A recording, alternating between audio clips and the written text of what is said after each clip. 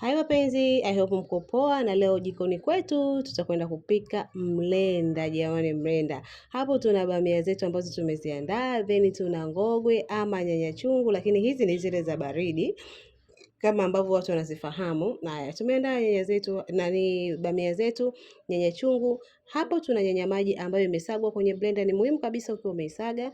Then tutakwenda kuwa na magadi pamoja na chumvi. Hivyo ndio viambata muhimu kabisa ama vitu ambavyo unatakiwa kuwa navyo. Hiyo ni nyanya ambayo imesagwa, pale tuna bamia, tuna ngogwe pamoja na magadi. Magadi ni muhimu yawe tu kwa kiwango, usiweke magadi mengi, weka magadi kidogo. Then chumvi yako usisahau. Hivyo ndio vitu muhimu vya kupika mlenda wa kawaida kabisa. Nitakwenda kufundisha recipe nyingi za mlenda, lakini tuanze na hii namba moja ambao ni mlenda ambao ni simple kabisa. Mahitaji yake yanapatikana soko lolote lile, unaweza kuipata na ukala mlenda wako ukiwa vizuri kabisa. Hapa tumeshakatakata, tumeandaa vizuri. Then bandika maji yako jikoni, hakikisha maji yawe kidogo. Jamani, mlenda hautaki kuzidi maji. Maji yanatakiwa yawe kidogo sana kulingana na kipimo cha mlenda wako, vile vitu ambavyo umeviandaa unavyopika. Kulingana na vipimo vyangu, maji yangu yamekuwa ni hayo hapo. Ukizidisha mlenda ukiwa na maji mengi haupendezi jamani, unakuwa unaogelea. Kwa mlenda unatakiwa uwe simple, sio na maji mengi. Maji yako akishapata moto, hakikisha yamechemka vizuri, weka magadi yako, koroga mpaka magadi yayeyuke.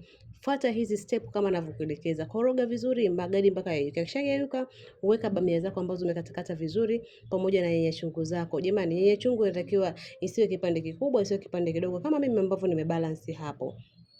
Then utaweka na nyanya yako ambao umeisaga. Mimi nilitumia nyanya moja tu kulingana na mlenda wangu. Kwa hiyo usizidishe nyanya ikawa nyingi, unaweka tu nyanya moja. Then baada ya hapo ongeza na chumvi. Then tusisahau yule mwamba ambaye anafanyaga jiko linanukia sana, chakula kinavutia, pilipili ya mwendo kasi. Nitakwenda kuweka pilipili yangu, then koroga vizuri. Koroga, pika mlenda wako mpaka utakapoona hapa sasa umeiva. Utatumia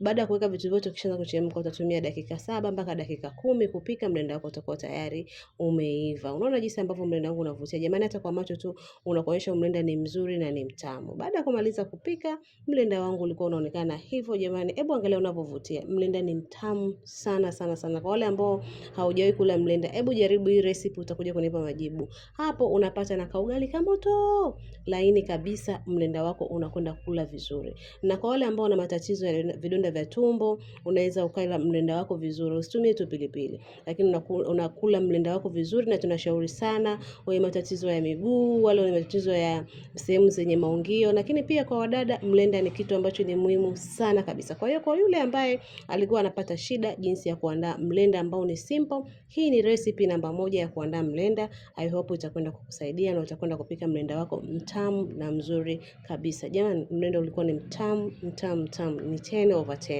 Jamani, mimi nawapenda sana. Channel hii ni kwa ajili ya kufundishana mapishi ambayo ni simple sana ya nyumbani, tena ya Kiswahili. Nawapenda tena, tukutane tena darasa linalokuja.